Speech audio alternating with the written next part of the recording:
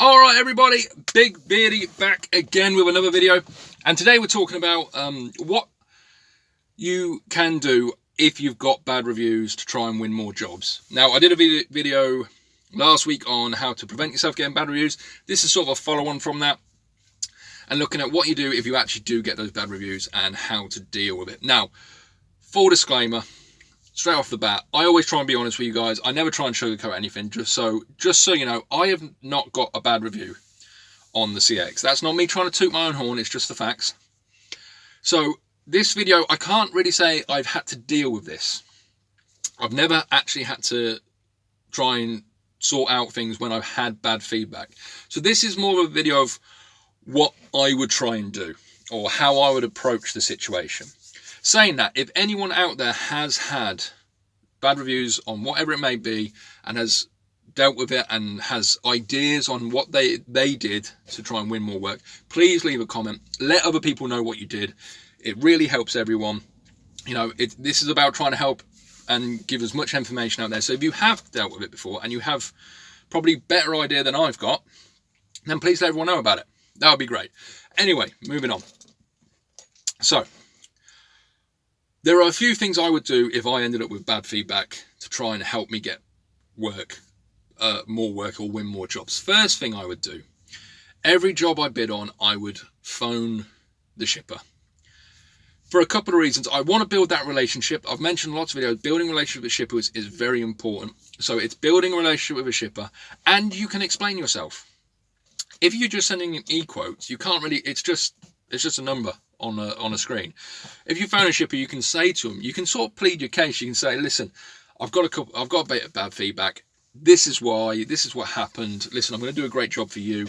If you just consider me for it, I'll do a great job for you. That might sway some shippers to go, actually, he's in the right area. He's got the right size van. Let's give him a go. He's just talking to people, making them feel a bit more comfortable with what you're doing, and being professional about it will make them feel more confident to give you the job. The other thing I would do is, let's say it's a £100 job, £100 all day long, that's how much you normally bid. I would drop my price slightly, not a lot, and I think this is important as well. Let's say it's £100, go 95, go 90 quid. It's obviously going to give you more chance of getting the work and in turn get more good reviews. But if you go too cheap, and this is a problem I think some people do, is a shipper will look at your feedback, especially if you think you're too good to be true. We all know the saying, you pay for what you get. So if it's a £100 job and you're going in 70 quid, and then they look and you've got bad reviews, they're going to think, he's not going to do me a good job. I'm not going to go cheap for him. I'd rather pay that extra bit of money and know the job's going to get done properly. The way I look at it is, it's a bit like the eBay system. It works pretty much exactly the same if you think about it. You go and buy something from someone on eBay, from a seller, and they've sold 100 items and 2 or 3 haven't made it there and they've got bad reviews or whatever. You're probably not going to have the confidence to buy from them because you're not sure you're going to get what you want. Same on the CX. If you've got someone on eBay who's done like 10,000 units or whatever, and they've only got 1 or 2 bits bad review or no bad reviews, you're going to buy from them because you've got confident you're going to get what you paid for, basically. Same sort of thing with the CX. So if you've done 100 jobs and you've got a bad review, shippers are going to be like, oh, he's got a bad review, 100 jobs, I'm not sure if I want to give this person a job. If there's someone with 1,000 jobs and 1 bad review, you see that the tipping of the scales, they've done a lot more jobs. There's reasons why they might got a bad review, which might have been out of their control. They will take it. There's more confidence in what that person is capable of. That's, I went squeaky then. I think I've got a bit of a squeaky throat today. That's what you're trying to do. So getting getting that little bit cheaper, speaking to the shipper, getting some more reviews behind you will help you in the long run as well. So you're trying to win those more jobs. Obviously, that's what you're trying to do anyway with everything. So one of the things I would say is, if you can get a regular shipper giving you regular work, chase them for reviews. Every job, I think, for some reason the CX I think only does like 1 review per 30 days per shipper or something like that. It's a bit daft. It should be for every job, I think. But if you chase your reviews as well, every job you do, chase your reviews. Chase, you know, as soon as you've done the job, you've delivered, you've sent them a review, send them a message. Can you please give me some feedback? If you have to phone them up and say, listen, do you mind giving me some feedback for that job? You're trying to tip that scale. If you've got 100 jobs and one bad review, it doesn't look good. 200 jobs, one bad review, it looks a bit better. 300, one, and then it starts getting to the point where it's like negligible. You've done so many jobs and there's only one bad review. It's like, we're not going to worry about that one bad review. He's done 500 jobs, one bad review. These things happen. 100 jobs, one bad review. It doesn't look good. So that you're trying to tip that scale. So chase your feedback, especially if you've got good, great feedback. The third thing is go that extra mile for every job. Every job you do your goddamn best, because there are some shippers out there that won't just put, you know, they sort of just tick the boxes. Some will write paragraph of how good you did, especially if you do a fantastic job, because you deserve it. Some, especially smaller shippers who don't post that many jobs, they will, some of them, take the time and effort to write a glowing review of you.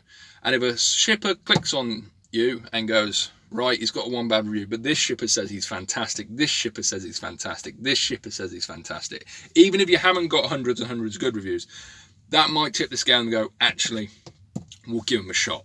So go that extra mile, work that extra bit harder to impress the people you're working for.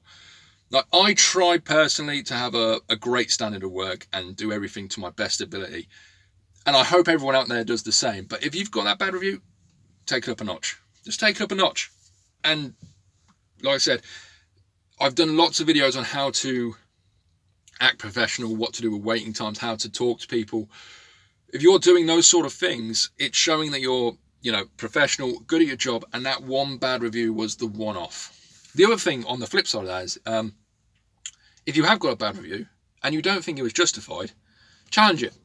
Don't be afraid to challenge it. If someone's gone, oh no, he was all, you can go to the CX and go, that isn't right. That isn't what happened, and I'm challenging that, and it might get overturned.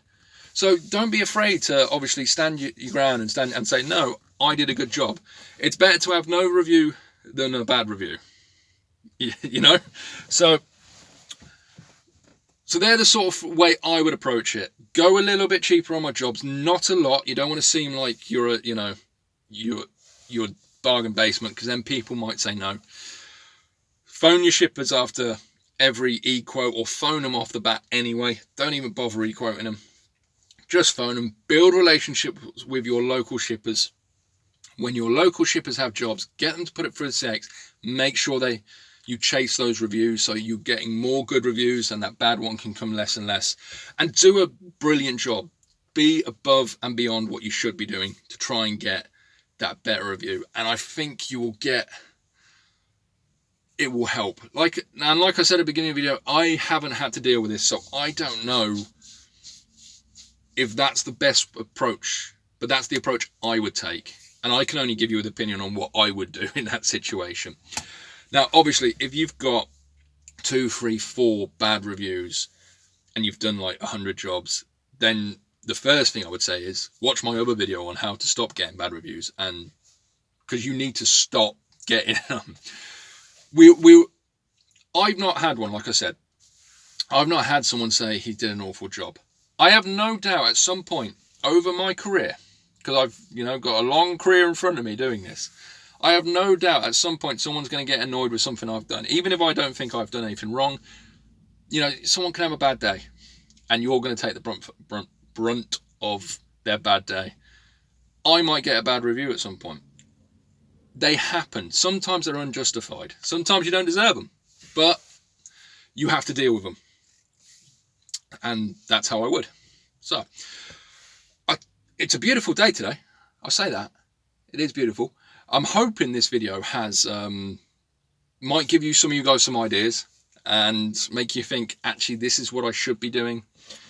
If you are struggling out there and bad reviews are a part of it, try and put some of these into place, or just try lots of different things and see what works for you. Something that might work for me might not work for you. So you've got to sort of figure it out what's best. I can only give you my advice on what to do, and that's how I'd approach it. So, and like I said earlier, if you have dealt with this before, if you've had this issue before, please leave a comment and let people know how you dealt with it. and if there's something better than what I've said, because, you know, I can only give my opinion. As always, I hope you're all being safe out there. Please like, comment, and subscribe if you like the video, and be safe and have a great day.